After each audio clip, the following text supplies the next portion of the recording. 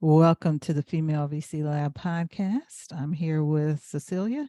Cecilia, in one line, give me your name, your title, and the name of your fund. Hi, my name is Cecilia Lenk. I'm CEO and chair of the board of Netcapital Inc. And we run the online portal for investors to invest in the private market, which can be reached at netcapital.com. What inspired you to become a venture capitalist or an investor?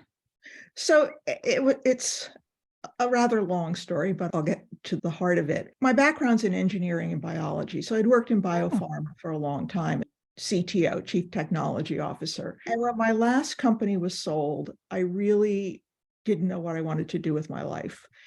And I decided that I would try some new things. So I did two things. One is I ran for city council and won. Oh, wow. Congratulations. I did. And that was a really great. I was on the council for 6 years. And then the other thing I did was to join the Launchpad Venture Group, which is a group of angel investors come together and analyze and assess companies and then invest in them and manage our own portfolios. And I'd always wanted to do that, but I didn't really know how to get started. I'd done a little bit of investing informally. So it really gave me the jumpstart I needed to start taking a deep dive into a whole range of companies, understanding what I liked, what I didn't like, what I was really passionate about. And so that was a good experience. And then I ultimately invested in, and now I'm CEO of Netcapital. Wonderful, wonderful. What is your thesis and what's the motivation behind your thesis? So really, the reason I got interested in being part of Netcapital was really on two levels. One was I wanted, and I'm feel very strongly about democratizing investment and helping entrepreneurs of all sizes to grow their businesses to succeed. So I loved being from very early stages part of one of the online portals that are regulated by FINRA and the SEC that allow both accredited and non-accredited investors to invest in private companies. And it also opens up a different route for companies to acquire the capital they need to grow. It doesn't replace more traditional means like VCs. We work closely with VC funds. Many of our companies that have done successful raises have gone on to get much bigger investments from VC. So there was the excitement of starting a new ecosystem for investment. Something that's always driven me is being part of something new, being part of something that's maybe a little untested. And it was also built into my passion, which was to more broadly expand who could be part of the very important world, which is a big driver of our economy. The other thing was I was very interested in sustainable companies that were working in the area of sustainability. So this gave me a route to help nurture those companies, some of those companies, help them get funding and help them to grow. And we've had a couple of notable successes in that area. So that's really something that I'm very personally interested in and have been for a long time. That's wonderful.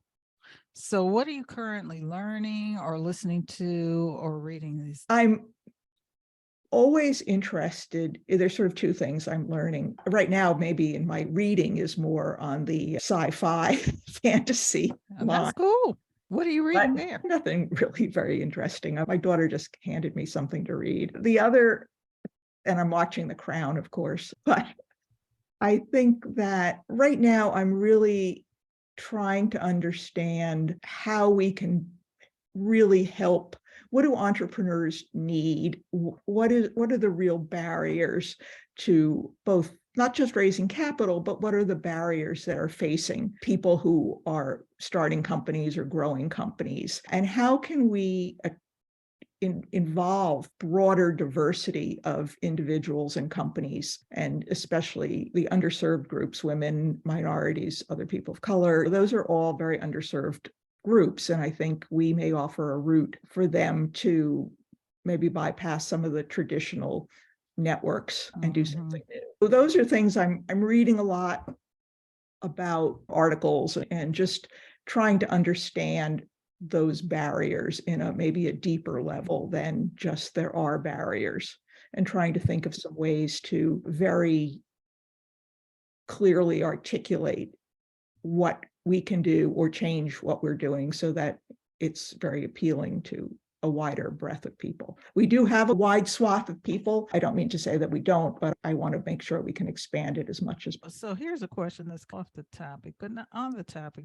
So do you think that that we could change some rules, or how do you think that change can be empowered around democratizing capital a little bit more and extending it even more into even more unaccredited, I'll call them unaccredited investors? Right, unaccredited investors. Yeah, I think that's what people I'll have to call them. know about it. It's amazing. I go out and speak all the time, and people say, wait a minute, I didn't even know that existed. And these are people who are very knowledgeable about their investments and markets and things like that. But this is still it's Segmented. becoming more known, but it's still a little bit under the radar, I would say. So that's an important thing that we need to do, not just us, but all the platforms that are involved. And there really aren't that many of them. It's a highly regulated industry. It's not easy to build and manage one of these platforms. I think being the old Apple evangelists for this kind of outreach, and I try to do it as much as I can locally through talks, and more nationally, we go out and we give talks at conferences and try and build up the knowledge base. But there's a lot that needs to be done. It's like any new technology or any new way of doing things, it takes a little bit of time. And these are very new. They only launched a few years ago, really. Yeah, that's true. It's not like we've been doing this for 20 years and nobody knows about us. It's still very new. So I just think spreading the word is so important. And that's all we can keep doing, is just saying, this is working. This is how it works. This is why you should feel good about it. This is why it's safe. This is a good way to think about investing part of your money. You don't have to invest large sums. You can invest small amounts. I think that's one of the things that keeps people from, say, being an angel investor when the minimums are often $25,000 or $50,000. That's a lot to put into a company. So how do you see venture capital and investing changing and evolving? Do you see more democratization there in the next 2 years?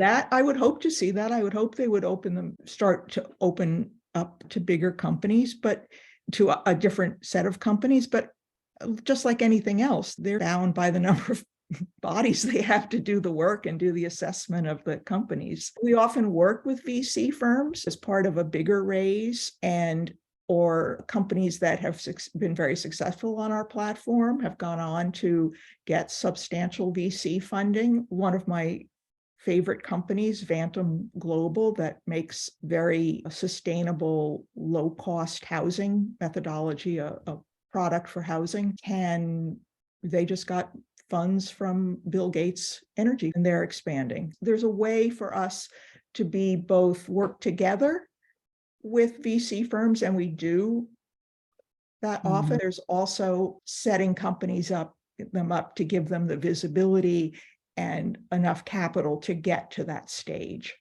so that they can attract high quality investors from the VC firms. It's a very rigorous process too. Yes. So I think companies are in good position when they've been through a raise or on our platform to talk to other, say, VCs for larger sums of money, because they've been vetted publicly and financially and every other way. Yeah. No, that's a good point, right? They've gone through some serious regulatory compliance on that side, and that's very important. There's no surprises. Yeah, that's very important. How do people contact you? You can contact me at cecilia.lenk@netcapital.com, or you can go to our website, capital.com, and contact us that way. But I'm always happy to have people contact me, and I love to talk to both people interested in investing or interested in learning more, or who have a company that they might want to see if this works for them. Wonderful. Thank you very much, Cecilia Lenk. Thank you, Barbara. Netcapital.com Barbara, for and I hope being our guest on the Female VC Land podcast. bye-bye. I hope we'll have a chance to speak some more. Take care. Absolutely.